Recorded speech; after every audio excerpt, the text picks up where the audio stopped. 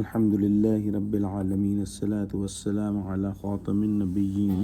وعلى آله وصحبه أجمعين ما بعد فأعوذ بالله من الشيطان الرجيم بسم الله الرحمن الرحيم قال الله تعالى في سورة بني إسرائيل وَلَئِنْ شِئْنَا لَنَذْهَبَنَّ بِالَّذِي أَوْحَيْنَا إِلَيْكَ ثُمَّ لَا تَجِدُ لَكَ بِهِ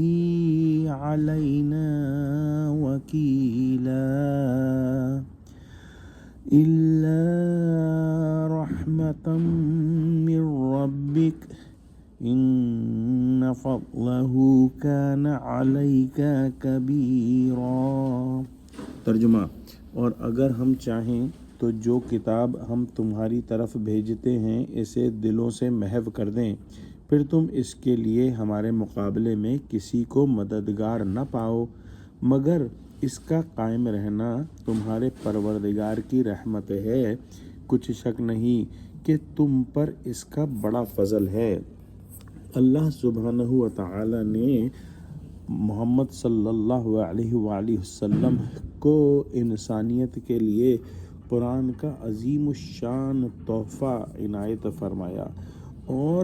قرآن جیسی کوئی اور شے اس کائنات میں نہیں، لیکن اللہ سبحانہ و تعالی کی اس عظیم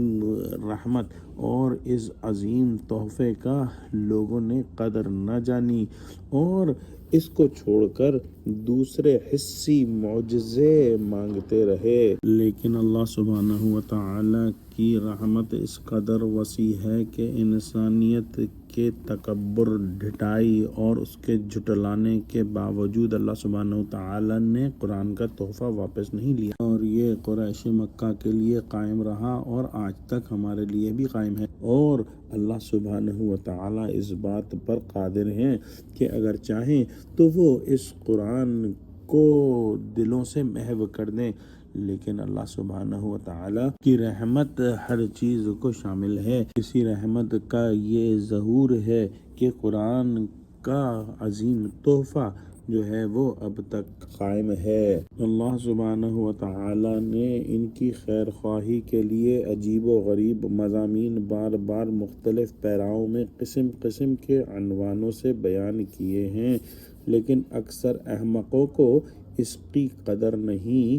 بجائے احسان ماننے کے ناشکری پر تلے ہوئے ہیں۔ دعا کرتے ہیں کہ اللہ سبحانہ و تعالی ہم کو قرآن کا فہم عطا فرما، ہم کو سچوں سے جوڑے، ہم کو صراط مستقیم پر قائم فرما دے، آمین۔ یا اللہ مسلمانوں کی مدد فرما، مسلمانوں کو متحد فرما، اور جہاں جہاں بھی مسلمانوں پر مظالم ہو رہے ہیں وہاں مسلمانوں کو ظلم سے نجات دے کر